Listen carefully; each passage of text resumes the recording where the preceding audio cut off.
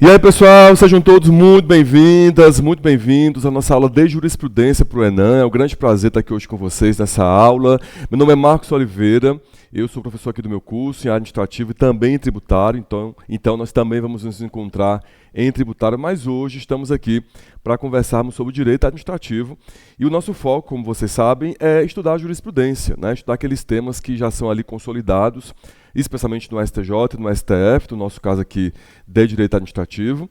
Então eu selecionei algumas teses, especialmente de repercussão geral do STF, tem uma coisa ou outra do STJ, mas a maior parte dos temas que eu trouxe para vocês hoje são temas de repercussão geral do STF, né? Portanto, temas que já têm ali uma jurisprudência consolidada e que já vêm sendo cobrados, não só nas provas de concurso, de forma geral, mas no Enem também, né? Fazendo aí uma análise, para a gente começar nosso encontro de hoje, fazendo uma análise prévia de como o Enem vem se comportando, como a prova vem se comportando até agora, muita jurisprudência, né? Tanto na primeira prova, como na segunda prova, como na reaplicação em Manaus. Então todas essas provas foram provas que demonstraram que a nossa banca gosta de cobrar jurisprudência e vai sempre cobrar, porque afinal de contas vocês estão fazendo aí um exame preliminar para serem magistrados, magistradas, e precisam, por óbvio, de conhecer, né, a jurisprudência consolidada dos tribunais superiores, tá bom? Em matéria de direito administrativo, as grandes teses que nós temos, tanto de repetitivo como de repercussão geral, estão envolvidas ali com relação aos agentes públicos. Então, em relação aos agentes, é uma temática que merece muito sua atenção em matéria de jurisprudência. Nós também temos importantes julgados em matéria de intervenção do Estado na propriedade privada, né, especialmente no STJ, algumas teses ali que já foram consolidadas no STJ. E também temos, ainda em matéria de direito administrativo, a questão do poder de polícia. Eu até trouxe aqui para vocês dois entendimentos do Supremo, já em sede de repercussão geral, teses de repercussão geral, em matéria de poder de polícia. E também, especialmente, quando a gente fala de direito administrativo, em relação a improbidade administrativa, também nós temos aí importantes julgados, e especialmente depois do advento da nova lei 14.230, que alterou a nossa lei de improbidade administrativa. Então, são temáticas aí que estão muito acesas para a gente, né? Estão muito no nosso foco, porque tem alta incidência em concurso público e, claro, que no Enem também será assim. Bom, qualquer coisa que vocês precisarem, orientação, enfim, dicas e algum tipo de conversa com relação ao Enem, podem mandar para mim. A técnica já colocou aí no começo do bloco, mas deixa eu colocar de novo aqui para vocês. O meu Instagram é @MarcosAureliofreitas. Então, quem quiser entrar em contato, o meu Instagram é @MarcosAureliofreitas. Qualquer coisa, mandem mensagem para mim, tá bom? Com eventuais dúvidas, orientações, que vai ser sempre um grande prazer conversar com vocês. Beleza? Bom, vamos começar o nosso primeiro tema, o tema número 1 dessa aula de hoje, envolve agentes públicos, e é um tema, gente, uma tese, na verdade, né, de repercussão geral, que foi recentemente consolidada. O Supremo passou bastante tempo, né, apreciando essa tese, e recentemente nós tivemos uma consolidação, portanto, a formação da tese de repercussão geral a respeito do tema da demissão de empregados públicos. Empregados públicos que atuam, agora com a alteração que a gente teve aí, né, com a decisão do Supremo, que acabou com o regime geral único, né, que entendeu que o fim do RJU é constitucional, nós também teremos empregados públicos na direta. Mas, até então, nós encontramos, e até hoje encontramos, empresas públicas e sociedades de economia mista, em que a contratação é feita pelo regime seletista. E a dúvida que foi levada ao Supremo, uma dúvida bastante importante, é se, primeiro, essas pessoas teriam direito à estabilidade. O Supremo há muito tempo já havia reconhecido que os seletistas, os empregados públicos, não têm direito à estabilidade. Quando a gente fala lá do artigo 41 da Constituição, quando a gente se debruça sobre o artigo 41 da Constituição, a gente de fato encontra, até pela literalidade do dispositivo constitucional, que não há o reconhecimento da estabilidade para empregados públicos, apenas e tão somente para ocupantes de cargo efetivo. Então esse tema, esse entendimento, gera um entendimento bastante consolidado, não é? No âmbito da jurisprudência do Supremo Tribunal Federal. Mas a dúvida que foi levada é, tudo bem, Os empregados públicos não têm estabilidade. Os seletistas, né, o regime jurídico seletista, não confere direito à estabilidade. Mas eles podem ser demitidos sem motivação, porque no âmbito do regime das empresas privadas, e inclusive a Renata Ossi, né, a professora Renata Ossi, minha amiga, deu uma aula para vocês anterior sobre a jurisprudência em matéria trabalhista, lá no regime seletista, eu tenho a possibilidade da demissão sem justa causa, ampla e restrita, com alguns direitos que são reconhecidos pela CLT, mas o empregador, na relação de emprego, ele pode demitir sem justa causa o empregado. Então, será que isso também vale para as empresas públicas e sociedades de economia mista? Inicialmente, o Supremo havia reconhecido a impossibilidade de demissão sem justa causa. Repito, inicialmente, o Supremo havia reconhecido a impossibilidade de demissão sem justa causa para os empregados das empresas públicas e sociedades de economia mista que prestassem serviço público. Só que agora, né, isso foi discutido no Supremo, a tese que eu trouxe para vocês, que é a tese 1022, entende que a impossibilidade de demissão sem motivação vale tanto para as empresas públicas e sociedades que sejam prestadoras de serviço público, como também para aquelas que exploram atividade econômica. Ou seja, o Supremo evoluiu no entendimento e disse, olha, na verdade, sendo empregado público, eu não posso ter a demissão sem motivação. Seja esse empregado público exercente de uma atividade no âmbito de uma empresa pública ou de uma sociedade que presta serviço público, seja no âmbito de uma entidade dessas que explora atividade econômica. Ou seja, a atividade, o objeto dessa estatal, não importa para fins de reconhecimento da impossibilidade de demissão sem motivação. E aí, gente, cabe lembrar, né, que o artigo 2º da Lei 9784 de 99, ele reconhece a motivação como um princípio da administração. E também o artigo 50 da Lei 9784 de 99, ele também dispõe sobre a motivação, sobre o princípio da motivação, que é a exposição das razões de fato e de direito que justificam a prática de um ato administrativo. Então a motivação, ela é um princípio da administração. Ela faz parte aí da principiologia que se aplica à administração pública, né? Não é um princípio constitucional, porque ele não está previsto no artigo 37 caput da Constituição, mas ele é um princípio que rege a atuação da administração pública. E várias leis estaduais e municipais também prevêem, em norma própria, o princípio da motivação. Tá bom? Bom, então os empregados das empresas públicas e das sociedades de economia mista, para serem demitidos, há de se ter um motivo, ou seja, há um dever jurídico de motivar em ato formal. Tudo bem, o Supremo entende que não é necessário a instauração de um processo administrativo, que é próprio, né, essa exigência do processo administrativo se aplica para os estatutários, quando eles perdem o cargo público por uma aplicação de uma sanção, né, pela demissão aplicada no processo administrativo. Então, no caso dos estatutários, sim, é necessário um processo administrativo. Agora, no caso dos seletistas, a demissão ela não pressupõe a instauração de um processo administrativo, mas ela exige o dever, há ali um dever jurídico de motivar o ato. Tá bom? É importante também ler a segunda parte dessa tese, porque o Supremo disse que tem que ser uma fundamentação razoável, mas não precisa ser uma situação que se enquadre perfeitamente nas hipóteses de justa causa da legislação trabalhista. Então, veja, quer dizer, não é uma garantia tão substancial assim, né? É possível demitir, sim, é possível demitir, há de se motivar, não se precisa instaurar um processo administrativo, mas, por outro lado, não se precisa dizer nesse ato, ou expor nesse ato, uma justa causa da lei trabalhista, da CLT. Tem que ter motivo, mas não precisa ser um motivo previsto na lei trabalhista como uma justa causa. Tá bom? Interessante esse entendimento, né? Esse entendimento foi firmado agora em 28 de fevereiro de 24, então é algo recente e que, com certeza, vai aparecer nas provas do Enem daqui para frente. Ainda não apareceu, né? Mas há de aparecer nos próximos exames.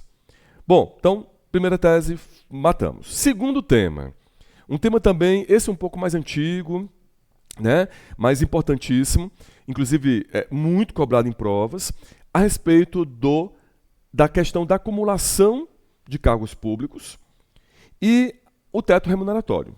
Então, a análise aqui que o Supremo teve que fazer, e isso gerou uma tese de repercussão geral, é se no caso da acumulação constitucional de cargos públicos, se o teto deve ser analisado por cada cargo individualmente ou pelo somatório dos cargos.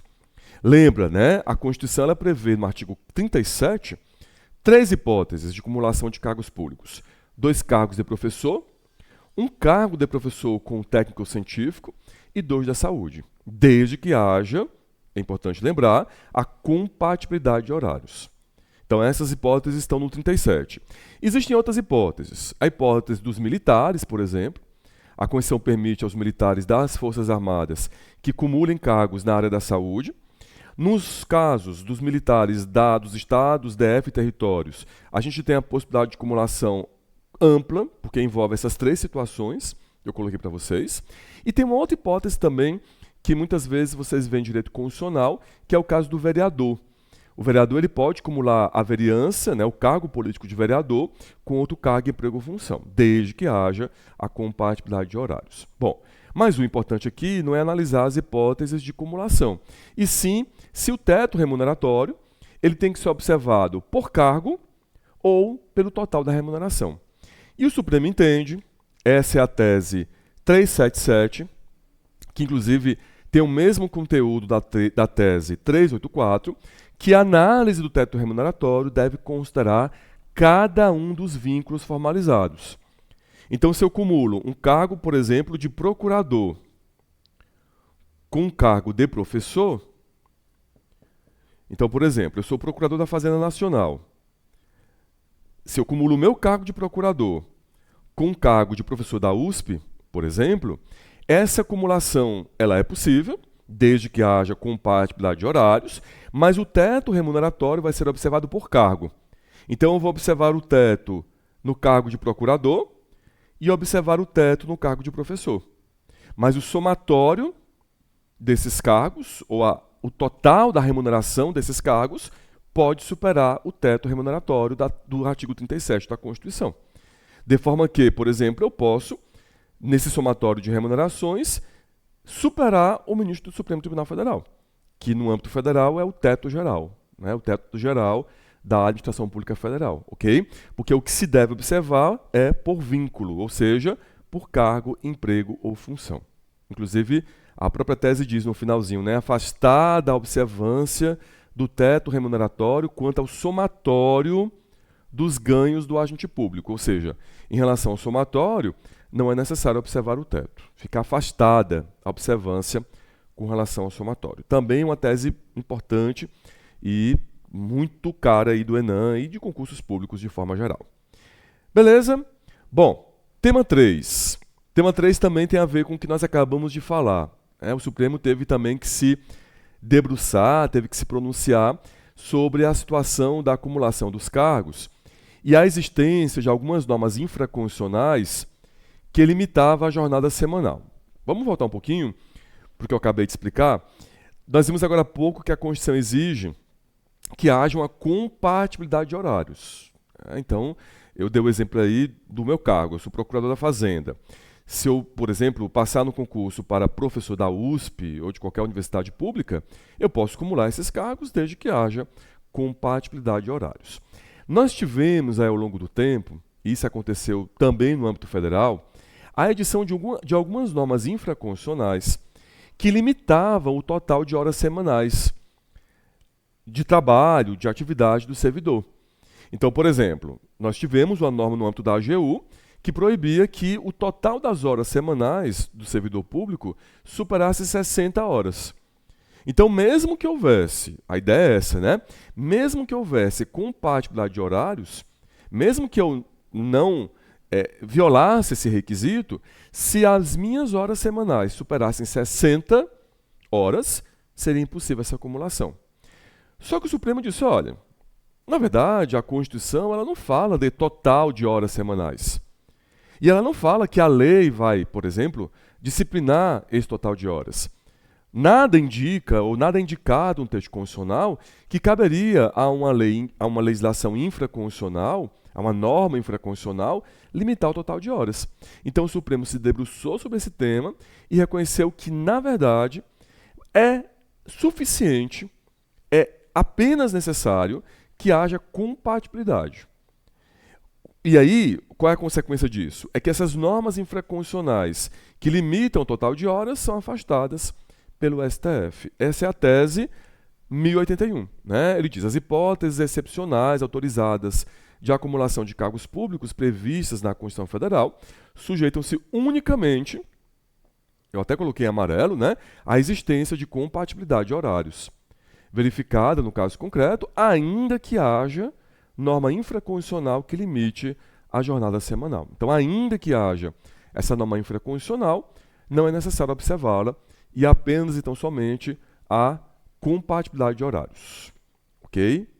O único requisito aqui seria, de fato, a compatibilidade de horários. Tese também importante, uma tese, aliás, que também é muito cobrada, não só em concurso, mas certamente será cobrada no ENAM. Bom, próximo tema, tema número 4, a questão da exigência de concurso público. Aqui eu trouxe para vocês, na verdade, duas coisas.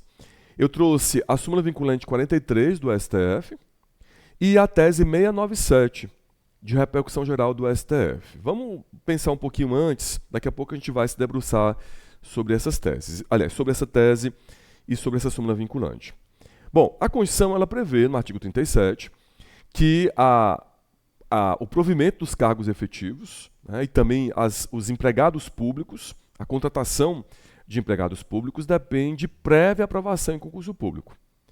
A Constituição fala, então, que, olha, para você ingressar na administração, na condição de servidor público estatutário, ocupante de cargo efetivo, e também na condição de empregado público, é necessário que você realize previamente concurso público.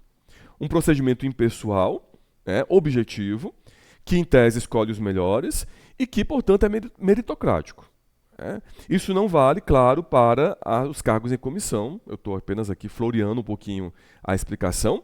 Para os cargos em comissão, a Constituição dispõe que é livre a nomeação e livre a exoneração. Ok. O que acontecia muito no passado era que a administração pública ela fazia o que a gente chama, vulgarmente chamava, e pode chamar até hoje, de concursos internos. O que seria esse concurso interno? A pessoa passava num concurso público para um cargo X, imagina, por exemplo, um cargo de nível médio, um cargo técnico, e aí, depois de um certo tempo, ela se formava, se graduava, por exemplo, em Direito, se tornava bacharel em Direito, e a administração pública permitia que ela migrasse de um cargo para o outro sem fazer um novo concurso. Ah, mas tinha um concurso interno. Espera, mas concurso interno não é de ampla competitividade. Então, às vezes, até se fazia ali uma provinha, uma seleção, e a pessoa migrava, então, de um cargo de nível médio, nesse exemplo, um cargo técnico, para um cargo de nível superior. Claro que o Supremo, gente, óbvio que o Supremo disse, olha, isso é inconstitucional. Eu não posso sair de um cargo para outro cargo, de uma carreira diferente, sem fazer um novo concurso. Então, por mais que eu, ao longo do tempo, tenha obtido a qualificação suficiente para ocupar o cargo de nível superior, eu preciso me submeter a um novo concurso para que eu possa ocupar esse cargo. Eu não posso migrar de um cargo para outro sem fazer outro concurso. Aqui, cuidado, né? Essa súmula vinculante 43, ela não trata das promoções. Isso é sempre importante a gente lembrar. O que é a promoção? A promoção é quando você sai de um cargo para outro de uma mesma carreira. Ou seja, quando você ascende numa mesma carreira. Por exemplo, só para dar um exemplo comigo, eu sou procurador da Fazenda Nacional. Hoje eu estou numa categoria especial, mas quando eu entrei na procuradoria, eu entrei numa categoria inferior. Então eu entrei na segunda categoria, lá em 2008, depois eu passei para a primeira categoria, fui promovido à primeira categoria e depois, já faz algum tempo, eu estou na categoria especial. Ora, eu migrei de cargo, eu passei dentro da mesma carreira de um cargo para outro, mas dentro da mesma carreira. Eu continuo sendo o procurador da Fazenda Nacional. Apenas por promoção, e essas promoções podem ser por tempo ou merecimento, eu fui ascendendo nessa carreira. Mas eu estou na mesma carreira de procurador da Fazenda Nacional. Bom, resumindo, o Supremo disse, olha, não é possível, é inconstitucional. E é isso que fala aqui a súmula vinculante 43, né? É inconstitucional toda modalidade de provimento que propicia ao servidor investir-se sem prévia aprovação em concurso público destinado ao seu provimento em cargo que não integra a carreira na qual anteriormente investido. É importante deixar essa parte bem destacada, justamente para que a gente não confunda isso com promoção. Ele diz, em cargo que não integra a carreira. Porque se o cargo integra a mesma carreira, eu teria ali a figura da promoção, que alguns estatutos chamam de ascensão funcional, etc. Então isso não é errado, isso não é inconstitucional. E aí a tese 697, ela é uma derivação desse entendimento do Supremo. Ela diz, é inconstitucional o aproveitamento de servidor aprovado em concurso público a exigir formação de nível técnico em cargo que pressuponha escolaridade superior. Também aqui há uma análise da questão da prévia exigência, da exigência de prévia aprovação em concurso público, tá bom? Então essa tese, essa súmula vinculante 43, elas tratam dessa temática da aprovação em concurso público. Tudo bem? Bom, tema de número 5, tema importantíssimo, né? Esse tema é também um tema que tem muito cara de prova. Bom, vamos começar falando um pouquinho da questão do número de vagas e do direito subjetivo à nomeação. A gente sabe que os concursos públicos, de forma geral, eles preveem o número certo de vagas, e aí começou a acontecer, bem lá no passado, de os concursos preveem, por exemplo, 10 vagas, a pessoa ser aprovada, digamos, suponha, em 6º lugar, e a administração pública não nomeava essa pessoa. Isso aconteceu muito no passado. O Supremo teve que se manifestar sobre isso. Na verdade, o STJ também, mas aqui eu trouxe uma tese do Supremo.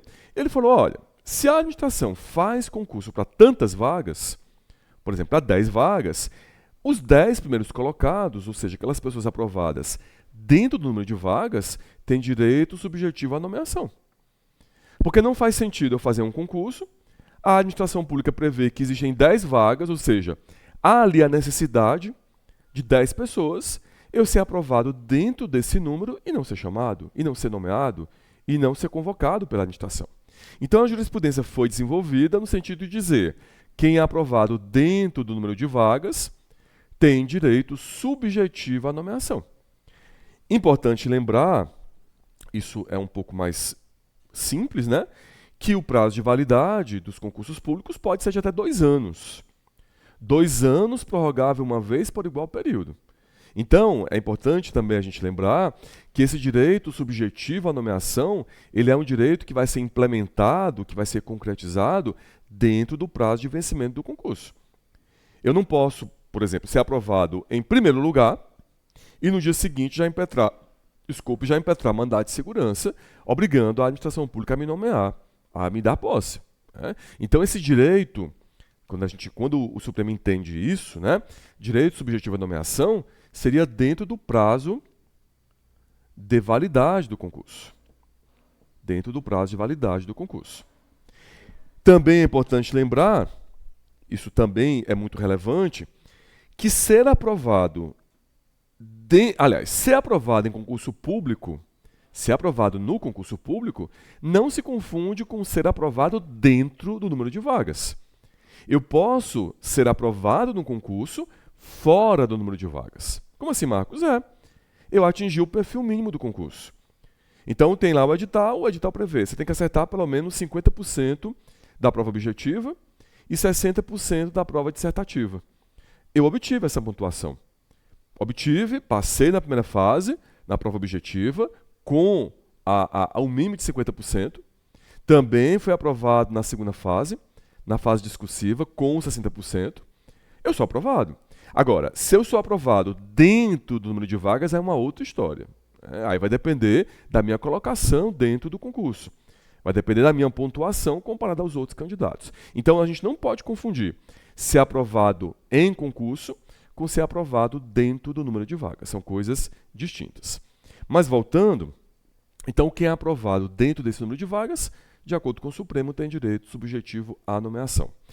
E quem é aprovado fora do número de vagas? O candidato que, por exemplo, no concurso de 10 vagas, tirou o 13º lugar.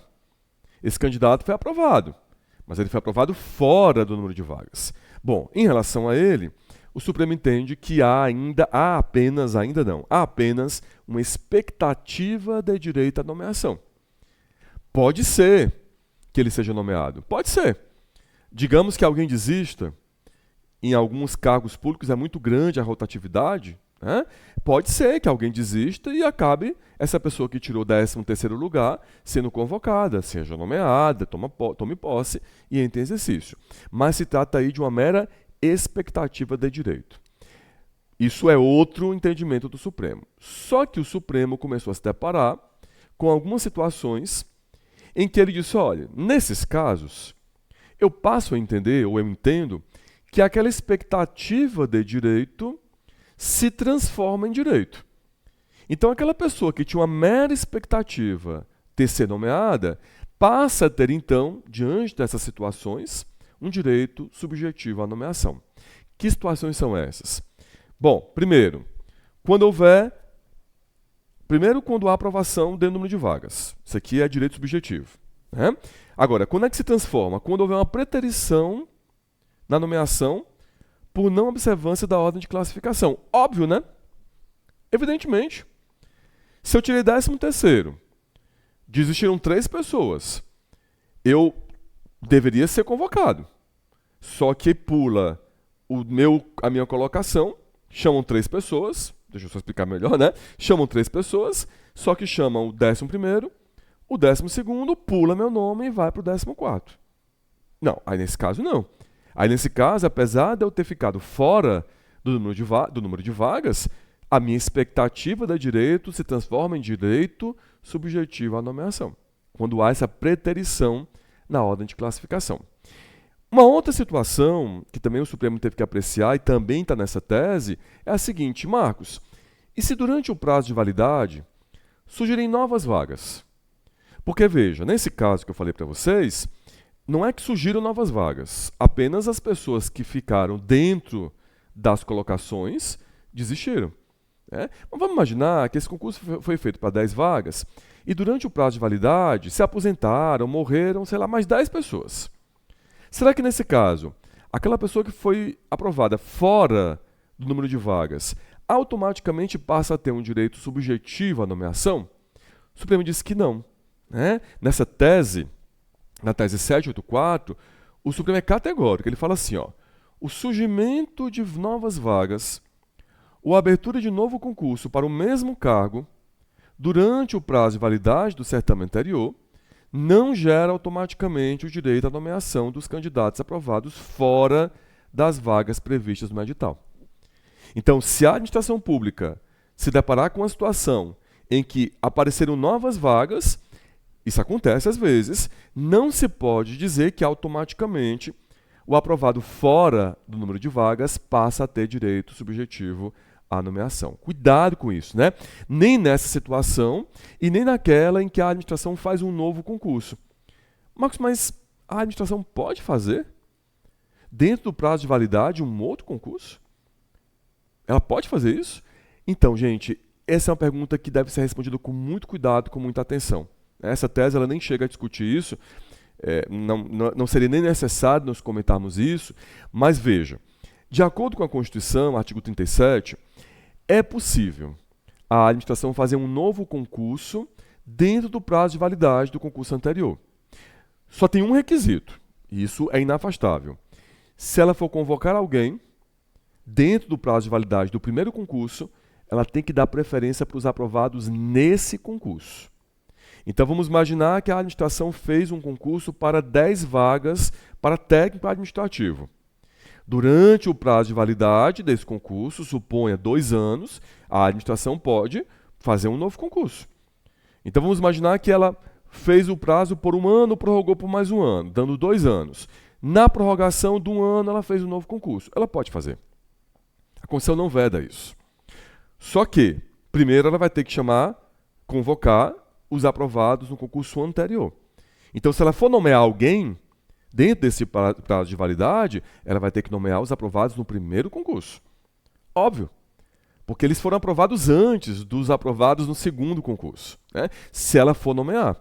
O que o Supremo está dizendo é que ela não é obrigada a nomear. Ela não é obrigada por si só porque fez um novo concurso, já a chamar os concursados do primeiro concurso. Ela não é obrigada a fazer isso, tá?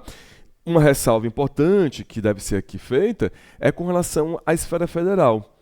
No âmbito federal, vocês talvez saibam disso, a Lei 8.112 de 90 veda a realização de um novo concurso enquanto ainda estiver vigente um concurso anterior. Então, no âmbito federal, a realização de um novo concurso não é permitida. Mas vejam, isso é no âmbito federal.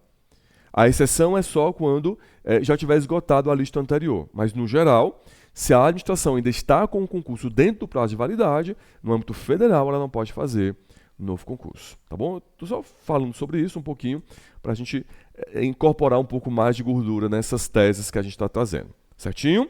O que o Supremo está dizendo é que o fato de fazer novo concurso não gera automaticamente o direito à nomeação. Agora, a terceira situação é quando surgirem novas vagas ou for aberto um novo concurso durante a validade do certame e ocorrer. Então vejam, se surgirem novas vagas ou for aberto um novo concurso, a princípio nada muda. Agora, se houver a preterição de candidatos de forma arbitrária e motivada por parte da administração, aí aquele direito subjetivo, aliás, aquela expectativa de direito se transforma em direito subjetivo.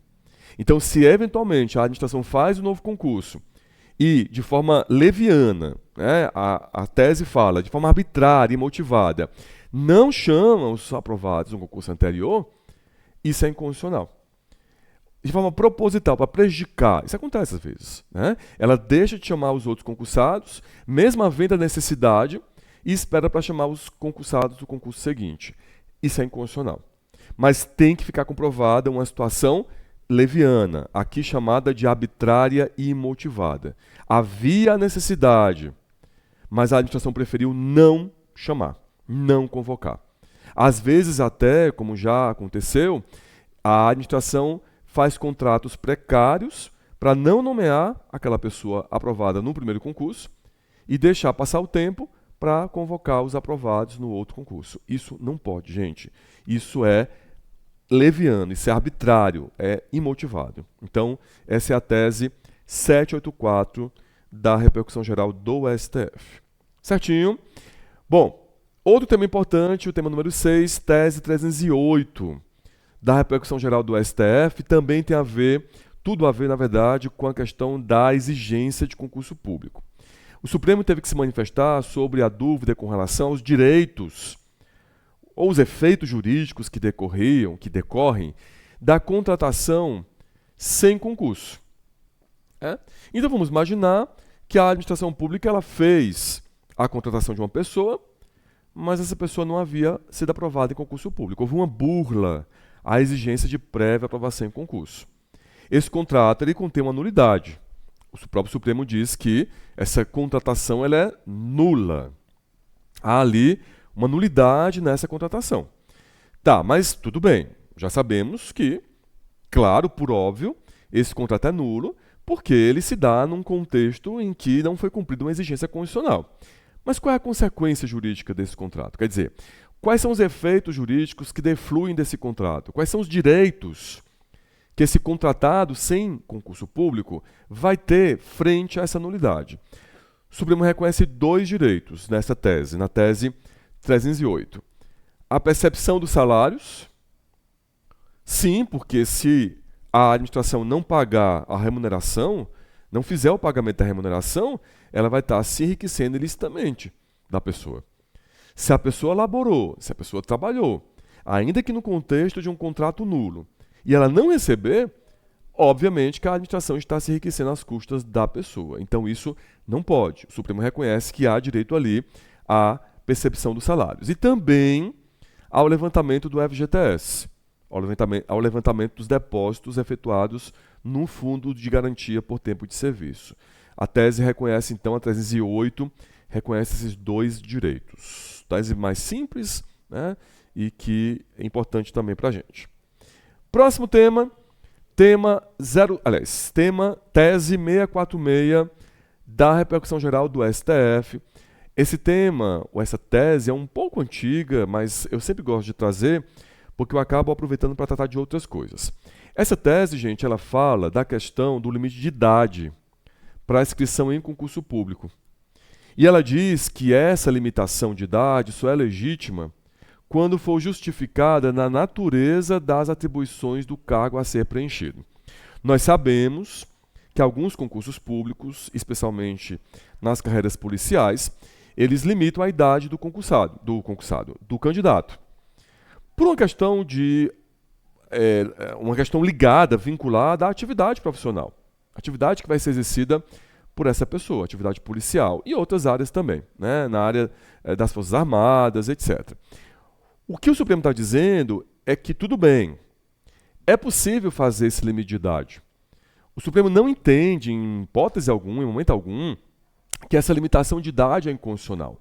Porém, essa limitação de idade tem que ter pertinência com a natureza do cargo a ser preenchido. Eu não posso pensar, por exemplo, que num cargo de procurador, ou no cargo da magistratura, ou no cargo do Ministério Público, eu vou ter uma exigência de limite de idade. Né? Limite de idade não tem pertinência com a carreira, não tem vinculação com essa carreira da magistratura, ou da procuradoria, da advocacia pública. Agora, para outras carreiras faz sentido. E aí eu sempre aproveito, inclusive quando eu dou aula desse tema, eu sempre falo sobre isso, da questão do limite de altura, da questão do exame psicotécnico. São duas exigências que também são feitas. Limite de altura e exame psicotécnico. Alguns concursos exigem limite de altura, mínimo de altura. Isso também é muito comum nas Forças Armadas, nas carreiras policiais, e também a questão do exame psicotécnico. A súmula vinculante 44 do STF, é sempre bom a gente trazê-la, a súmula vinculante 44 do STF, ela trata da questão do exame psicotécnico. E ela diz, olha, é possível fazer a exigência de exame psicotécnico, mas tem que ter previsão legal. E mais, embora na súmula não se fale disso, e mais, é necessário que haja relação com a carreira, vínculo com a carreira a ser ocupada. Eu preciso, em algumas carreiras, e de novo trago aqui à tona as carreiras policiais, as carreiras das Forças Armadas, é preciso que as pessoas que ocupam cargos públicos nessas carreiras tenham um vigor psicológico maior, tenham um preparo, um equilíbrio psicológico maior, até pelas situações que eles vão se deparar no dia a dia. Então é possível exigir, diz a súmula vinculante 44 do STF, o exame psicotécnico, mas tem que ter previsão legal e também, e aí eu faço uma analogia com esse entendimento do Supremo na tese 646, é também necessário haver um vínculo com a carreira a ser exercida. Ok? Tese 646 fala do limite de idade, mas dá para a gente estender aí para essas outras situações. Outra tese importante, a tese 838, de repercussão geral. Uso de tatuagens. Alguns concursos públicos, isso eu sou obrigado a trazer de novo o mesmo exemplo, né? Em relação a carreiras policiais e carreiras afins, os editais traziam a vedação ao uso de tatuagens pelo candidato. O Supremo disse, olha, por quê? Por que eu vou vedar a participação de um candidato em concurso público ou para ocupar um cargo público simplesmente porque ele usa uma tatuagem? A tatuagem, diz o Supremo, entendimento do Supremo, é uma manifestação da liberdade de expressão. Eu posso usar uma tatuagem para manifestar uma ideia, né? Para manifestar uma expressão da minha cognição. Dizer algo que eu acho, manifestar um valor que eu defendo.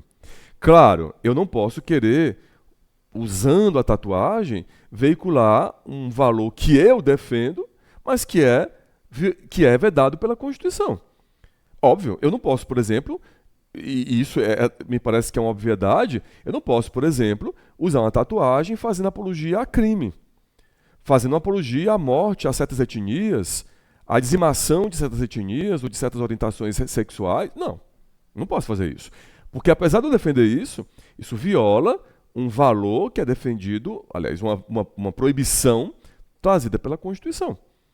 Então, às vezes, né, saindo aqui um pouco da aula, às vezes as pessoas parece que confundem liberdade de expressão com liberdade de fazer tudo. Não é assim. Liberdade de expressão ela tem que ser conciliada, compatibilizada com os valores constitucionais. Então, sim, eu posso usar tatuagem. E isso, obviamente, não pode ser um impedimento a ocupar cargos, empregos ou funções no âmbito da administração. Isso não pode ser considerado um impedimento. Agora, a não ser que se trate de uma situação em que o conteúdo dessa tatuagem viole valores constitucionais. É o caso aí da situação em que a tatuagem faz apologia a crime, apologia à dizimação de certas etnias, né? Não pode fazer isso. Isso viola valores constitucionais, viola proibições constitucionais. Então, nesse caso, a tatuagem, ela, apesar de ser, podemos dizer, uma liberdade de manifestação do pensamento, ela viola o valor constitucional. Tá bom? E aí, nesse caso, o edital de concurso ele pode fazer sim essa vedação. Tá bom? Bom, tese 09. Em relação aos serviços sociais autônomos, o Supremo teve que se manifestar sobre a situação da contratação de empregados pelo Sistema S. Aqui podemos colocar como exemplo o SESI, o SENAC, etc. O SENAI, né? Inclusive eu sou um assíduo frequentador do SESI e do SENAC.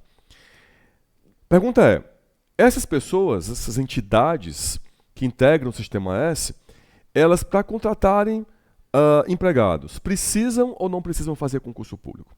Essa dúvida, gente, ela surge em razão do Sistema S, apesar de não integrar a administração pública, se trata aí de uma entidade que integra o terceiro setor, ela recebe recursos públicos.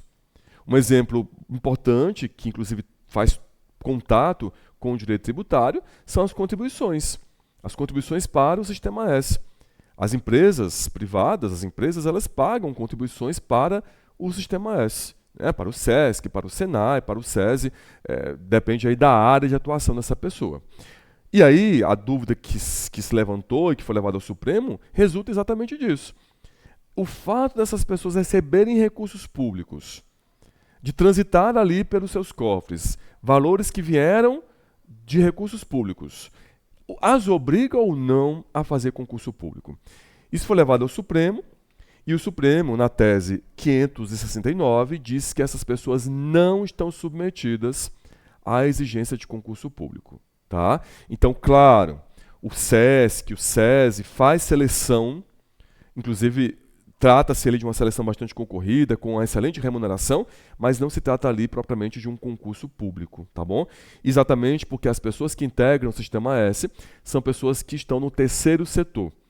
Lembrando, o terceiro setor são entidades que colaboram com a administração, que exercem atividades de finalidade pública, com um fim público, sem intuito lucrativo, mas não fazem parte da estrutura da administração pública. A gente não consegue enquadrar as pessoas do Sistema S nas entidades da administração. Não se trata disso.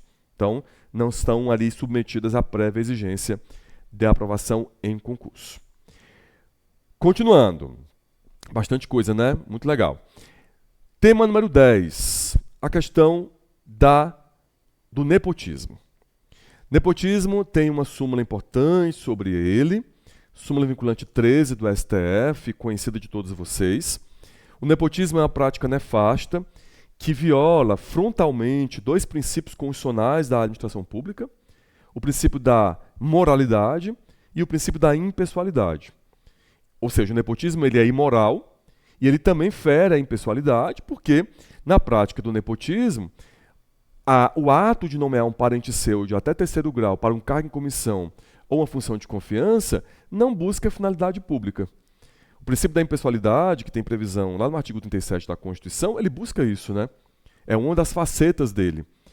Impessoalidade se deve buscar, na prática dos atos, o fim público e não o fim privado. Quando se nomeia alguém para um cargo em comissão, sendo seu parente, da autoridade nomeante, parente, da autoridade nomeante, isso se busca aí uma finalidade privada. Se busca aí proteger os interesses próprios do nomeante, próprios daquela autoridade e de sua família, obviamente. Então, o nepotismo ele é uma prática inconstitucional. O Supremo, a respeito do nepotismo, tem duas teses importantes. A tese 29 e a tese 66. A tese 29, gente, na verdade, é uma tese que vai dizer que as leis que tratam sobre o nepotismo, ou que tratam da vedação ao nepotismo, não são de iniciativa exclusiva do chefe do Poder Executivo. Isso foi levado ao Supremo porque algumas leis estaduais e municipais que vedavam o nepotismo, que vedam o nepotismo, foram de iniciativa de parlamentares, por exemplo. Mas o Supremo disse, mas não existe aí uma iniciativa privativa do chefe do Executivo. Aliás, isso é uma dúvida que envolve outras situações, né? Até as leis tributárias. Já se levou ao Supremo a pergunta se as leis tributárias seriam leis de iniciativa privativa do chefe do Executivo. O Supremo disse que não, tá bom? Então, leis que tratem de vedação ao nepotismo, estaduais ou municipais, elas não são de iniciativa privativa do chefe do Executivo, do governador ou do prefeito. E outra coisa importante, e essa é a tese 66, é que, apesar de existirem essas leis, a vedação ao nepotismo ela não depende de previsão legal. Ou seja, essas leis elas são importantes, leis estaduais, leis municipais que tratem dessa vedação são importantes, porque elas positivam uma vedação constitucional, mas não há ali uma originalidade com relação à vedação. Ou, em outras palavras, não é a lei que torna, a lei estadual, municipal, que torna o nepotismo vedado. O nepotismo, na verdade, ele é uma vedação que decorre, que deflui do próprio texto constitucional. Então, se num certo estado, num certo município, antes dessas leis, havia a prática de nepotismo, isso já era inconstitucional. Isso já violava a Constituição. Não é a partir da edição dessas leis que o nepotismo passa a ser, então, uma prática vedada. Olha que interessante, né? Exatamente por quê? Porque o nepotismo fere princípios constitucionais. E mesmo que não haja uma lei formal, estadual ou municipal, tratando desse tema, ou vedando o nepotismo, já é vedado pelo próprio texto constitucional. Já deflui. Essa vedação já decorre do próprio texto constitucional. Então, essa tese 66, na verdade, ela veio aclarar essa situação bastante importante. Tema número 11. Esse tema é um pouco mais batido, mas também fiz questão de trazer a questão da greve. A Constituição assegura o direito de greve aos servidores públicos, está lá no artigo 37 da Constituição. Esse direito de greve, de acordo com o próprio texto constitucional, deve ser exercido nos termos de lei específica. Todos vocês sabem que essa lei específica nunca foi feita, e antes até se exigia no texto constitucional a edição de uma lei complementar. Essa lei nunca tinha sido feita, emendou-se a Constituição, se passou a prever a figura da lei ordinária e ainda assim ainda não foi produzida a lei disciplinando o direito de greve dos servidores públicos. Pois bem, diante dessa anomia, dessa falta de norma, o Supremo reconheceu em mandado de junção, em alguns mandados de junção, que enquanto esse direito de greve não fosse disciplinado por lei, regulado por lei, ele deveria ser exercido nos termos das leis de greve dos empregados privados. Ok? Isso vocês já sabem certamente. A dúvida que foi levada ao Supremo é, Supremo, beleza, o servidor público tem direito de fazer greve, mas a administração pública ela vem descontando os dias não trabalhados. Porque se entende que ali existe uma paralisação, uma suspensão, na verdade. Né? A paralisação ela provoca uma suspensão da relação. Se não trabalha, não recebe. Entendimento do Supremo.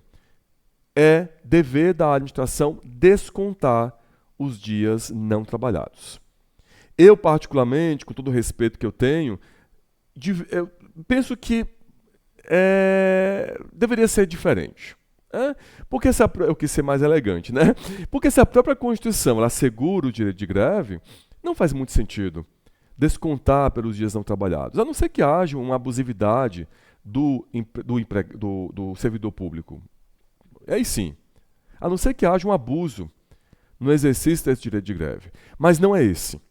o entendimento do Supremo Tribunal Federal, e claro que na prova do Enem vocês não vão colocar o meu entendimento, né? Então o Supremo entende que a administração ela tem o dever de descontar os dias de paralisação decorrentes do exercício do direito de greve, a não ser em duas situações. Quando houver compensação, e aí muitas vezes, em grande parte das situações, a administração faz um acordo de compensação com o grevista, então ele vai e acaba pagando os dias não trabalhados, as horas não trabalhadas, ou quando a greve tiver sido motivada por uma conduta ilícita do poder público. Então, o movimento grevista foi deflagrado por uma conduta ilícita do poder público. Exemplo, o poder público reduz a remuneração do servidor. A gente sabe que a Constituição ela consagra, reconhece o direito à irredutibilidade salarial. Imagine que, numa certa situação, a administração reduziu indevidamente a remuneração do servidor público. E isso provocou um movimento grevista. Bom, nesse caso, a greve foi provocada por uma conduta ilícita do poder público. E aí, por óbvio, não faz sentido, numa situação como essa, a administração descontar pelos dias não trabalhados, porque ela ensejou a deflagração do movimento grevista.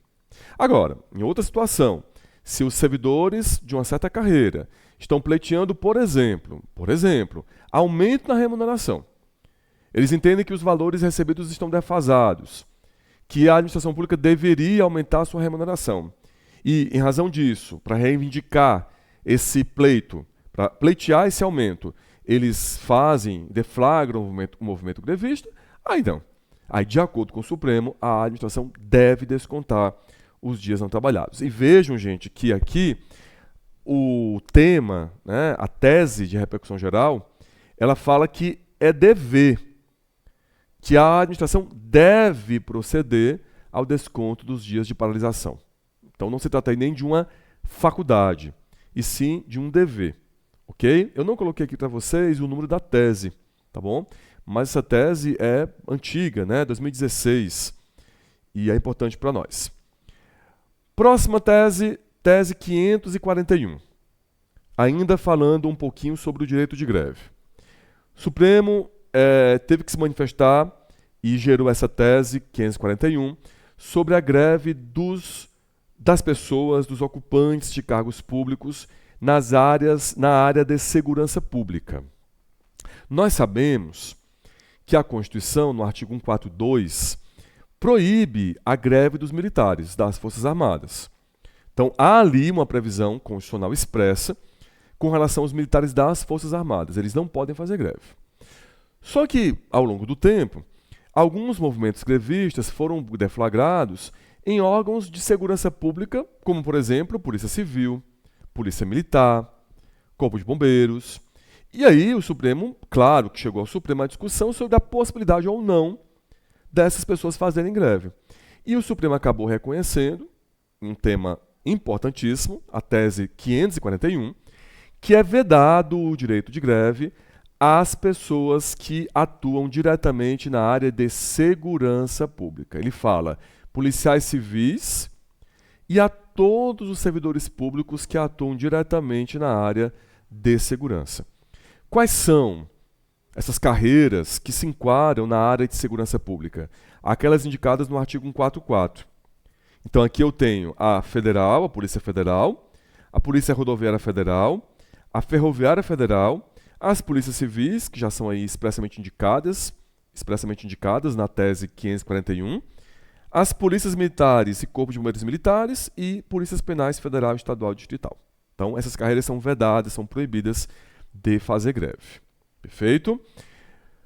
Bom, mudando de tema agora, poder de polícia. Essa tese, inclusive, caiu já, né, em alguns concursos públicos, a questão da delegação do poder de polícia. O poder de polícia, gente, é um dos poderes da administração, é um poder importantíssimo, é um poder que, inclusive, é importante aqui fazer uma interdisciplinariedade, um poder que gera efeitos tributários, porque o exercício do poder de polícia gera a cobrança das taxas de polícia. Então, há aqui uma temática interdisciplinar. E a questão que foi levada ao STF é se seria possível delegar poder de polícia para pessoas que compõem a administração indireta. Primeiro, a particulares não é possível, né? A própria lei das PPPs, no artigo 4º, salvo engano, inciso 3º, diz que não é possível delegar poder de polícia em contratos de PPP. A doutrina até utiliza esse fundamento legal para justificar que, olha, o poder de polícia não pode se delegar a particulares. Até se pode delegar, isso também é uma unanimidade na doutrina, os atos preparatórios do poder de polícia ou os atos de mera execução material do poder de polícia. Vamos dar um exemplo. Instalação de radares na fiscalização de trânsito. Ora, a administração pode contratar uma empresa para instalar radares que serão objeto de fiscalização, que serão utilizados na fiscalização. Sim. Ah, será a empresa privada que vai exercer a fiscalização? Será a empresa privada que vai exercer o poder de polícia? Óbvio que não. Mas ela prepara, por meio de atos, no caso, instalação de radares, o exercício do poder de fiscalização. E também há atos de mera execução material. Então, por exemplo, a administração pública municipal pode contratar uma empresa para fazer a demolição de prédios. Ela faz uma fiscalização, verifica que na atividade edilícia de fiscalização é necessário demolir um prédio, ela não usa os seus agentes e sim uma empresa privada para executar esse ato. Quem fiscalizou? Não foi a empresa. Quem fiscalizou foi o município, foi o poder de polícia estatal. Mas quem vai executar a medida tomada no poder de polícia é uma empresa privada. Então, para particulares, resumidamente, não se pode delegar poder de polícia. E para pessoas da administração indireta? Em relação às autarquias, melhor, em relação às pessoas jurídicas de direito público, nunca houve dúvida. Há, inclusive, exemplos na prática.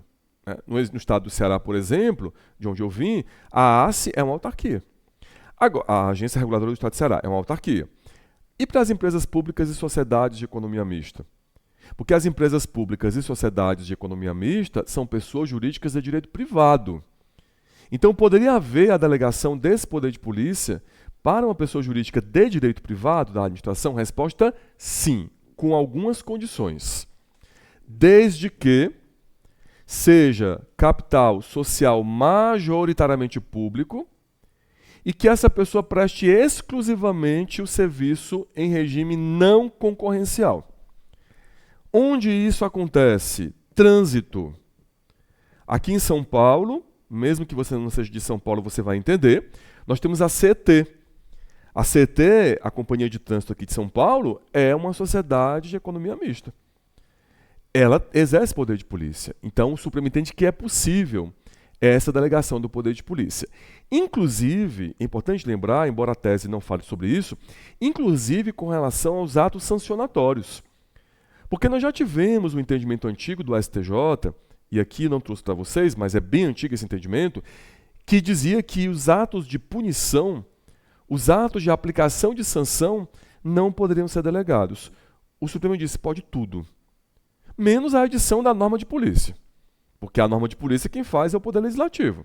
Mas fiscalização, aplicação de sanções, os atos de consentimento, tudo pode ser delegado para uma pessoa da indireta. Tá bom? O mais importante aqui é a questão da sanção, que é a medida mais drástica, né? Então é possível delegar, desde que não haja concorrência e que essa pessoa preste exclusivamente o serviço público. Tá bom? É isso.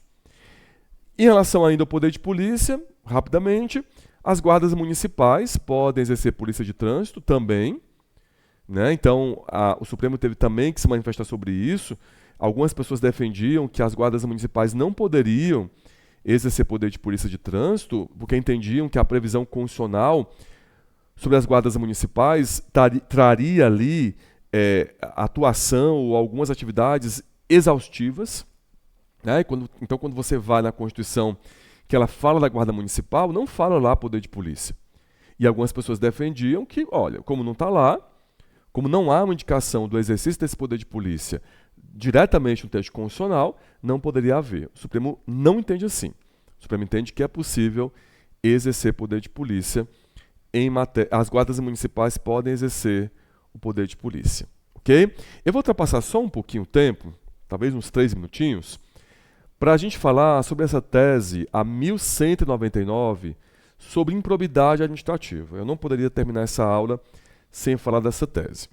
Nós tivemos, em 2021, algumas alterações feitas na LIA, na Lei 8429, pela Lei 14.230.